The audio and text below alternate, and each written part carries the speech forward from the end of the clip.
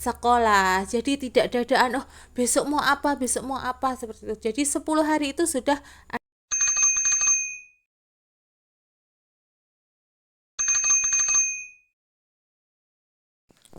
Hai, assalamualaikum teman-teman guru. Hari ini saya akan berbagi tentang rencana MPLS yang sudah saya buat. Mungkin teman-teman ada yang sudah buat, ada yang belum. Semoga ini bagi yang belum bisa menginspirasi mau membuat program apa saja selama 10 hari MPLS. Sekarang kan MPLS-nya selama 10 hari, beda sama yang dulu ya. Oke. Nah, 3 target perubahan transisi PAUD ke SD yang dibahas di dalam itu kemarin ya, di edisi 24 itu ya, di aplikasi platform Merdeka yang membahas tentang masa transisi. Nah, 3 target perubahan transisi PAUD ke SD yang pertama yaitu menghilangkan tes Kalistung dari proses penerimaan peserta didik baru di sekolah dasar. Kemudian yang kedua, menerapkan masa perkenalan bagi peserta didik baru selama 2 minggu pertama. 2 minggu pertama, 1 minggunya hari efektifnya adalah 5 hari. Jadi nanti ada 10 hari untuk MPLS. Kemudian yang tiga, menerapkan pembelajaran yang membangun 6 fondasi anak. Nah, itu 6 fondasi anak. 6 fondasi anak itu apa saja? Nah, 6 fondasi 6 kemampuan fondasi anak. Yang pertama adalah mengenal nilai agama dan budi pekerti. Yang kedua, keterampilan sosial dan bahasa untuk berinteraksi. Ketiga, kematangan emosi untuk berkegiatan di lingkungan belajar. 4. Kematangan kognitif untuk melakukan kegiatan belajar. 5.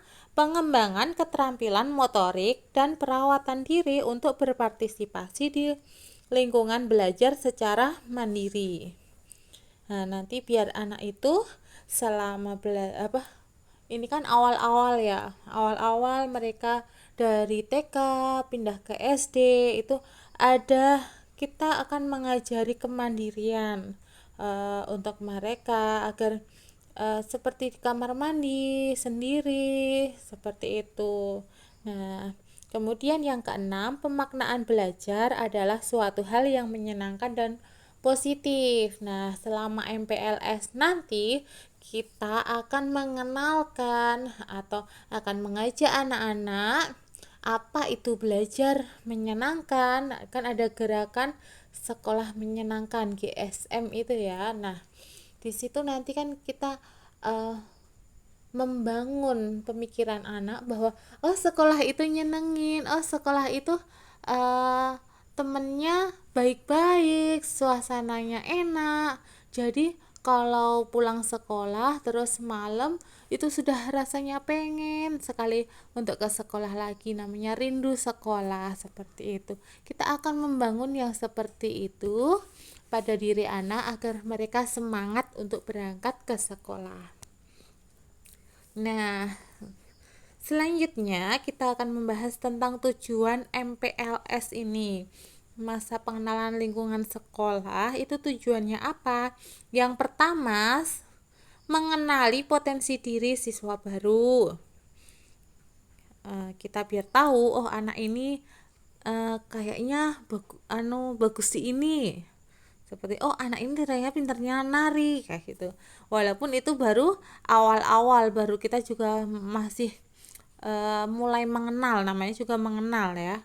Kemudian yang kedua, membantu siswa baru untuk beradaptasi dengan lingkungan sekolah dan sekitarnya. Nah, ini kan mereka pindah lingkungan nih dari TK ke SD. Wah, kita mengenalkan mereka kalau di SD itu seperti apa, guru-gurunya mungkin lebih banyak daripada waktu di TK, ruangan-ruangannya, teman-temannya. Nah, seperti itu. Kemudian 3, menumbuhkan motivasi, semangat, dan bagaimana cara belajar efektif sebagai siswa baru. Nah, itu ya yang tadi dibilang bahwa sekolah itu menyenangkan. Jadi mereka termotivasi untuk eh, berangkat ke sekolah setiap hari seperti itu. Kemudian yang keempat, menumbuhkan perilaku yang positif. Nanti dalam MPLS ini uh, kita kenalkan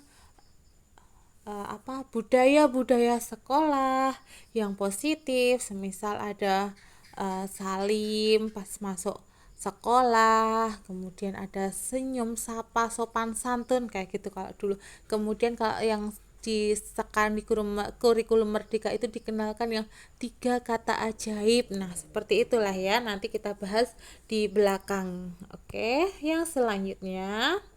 Nah, ini tadi udah. Yang selanjutnya, yang perlu disiapkan. Apa yang perlu disiapkan sekolah? Yang pertama, persiapan perencanaan selama kegiatan MPLS. Nah, itu seperti apa hari pertama, apa hari kedua, apa seperti itu harus direncanakan secara jelas oleh sekolah. Jadi tidak dadaan, besok mau apa seperti itu. Jadi 10 hari itu sudah ada dan terjadwal. Yang kedua, persiapan ID card atau tanda pengenal siswa dengan model yang menarik. Nah, ini kalau saya sudah membuat 2 model.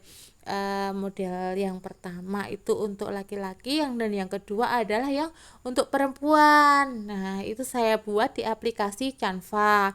Yang laki-laki saya pilih gambar-gambar dinosaurus. Kayaknya anak laki-laki senang berpetualang dan suka dengan gambar-gambar dinosaurus, jadi saya buatkan dengan gambar dinosaurus. Kemudian yang ID card kedua itu adalah untuk yang putri perempuan. Nah, yang perempuan saya buatkan warna pink dengan gambar kuda poni, karena kayaknya trennya anak-anak sekarang sedang senang dengan kuda poni.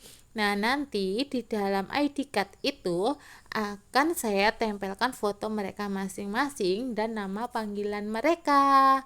Dan saya buat dengan pita agar bisa dipasang atau dikalungkan setiap hari selama 10 hari menjalankan MPLS. Itu juga memudahkan guru untuk mengetahui siapa nama anak sambil guru menghafal nama anak-anaknya. Apalagi kalau anaknya banyak seperti itu ya, 20-an lebih kayak gitu. Kan menghafalnya agak susah kalau nggak bawa nama. Nanti biar mereka itu ketika dipanggil namanya itu ada rasa bangga tersendiri. Jangan siapa namamu, itu kurang kurang berkena di hati anak-anak ya. Jadi harus hei Mbak Siska kayak gitu, hei Mbak Alia. Mereka akan senang namanya dipanggil, makanya kita cantumkan nama di ID card-nya. Itu siasat kita agar terlihat udah kenal-kenal nih kayak gitu. Yang selanjutnya adalah yang ketiga, persiapan ice breaking yang menarik untuk siswa. Nah, ini tugas guru. Ice breaking itu sebenarnya tuh tinggal kita uh, variasikan sendiri kayak gitu loh. Kita mau bikin ice breaking apa saja ya terserah kita, yang penting anak-anak seneng seperti itu. Tidak harus terpaku harus begini begini, oh ya kalau yang di sana tuh harus begini. Nggak ada yang aturan seperti itu. Yang penting ice breaking itu menyenangkan, antara nyanyi, gerak, tepuk-tepuk dan sebagainya ya.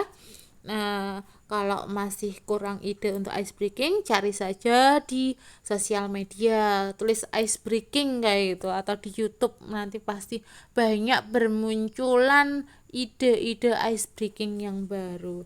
Untuk yang selanjutnya, keempat, mempersiapkan lagu hari pertama masuk sekolah. Nah, di sekolah maksudnya mempersiapkan ini nanti biar bisa diputar ketika anak-anak memasuki gerbang sekolah sudah mendengarkan lagu itu. Jadi suasana hatinya sungguh senang sekali karena hari ini hari pertamaku seperti itu. Terus mereka ikut menyanyikan lagu tersebut. Jadi keadaannya tuh menyenangkan sekali. Ketika anak-anak diantar orang tua ke sekolah, mendengarkan lagu seperti itu, itu rasanya kan wah, istimewa sekali, disambutnya istimewa sekali nih di sekolah, seperti itu.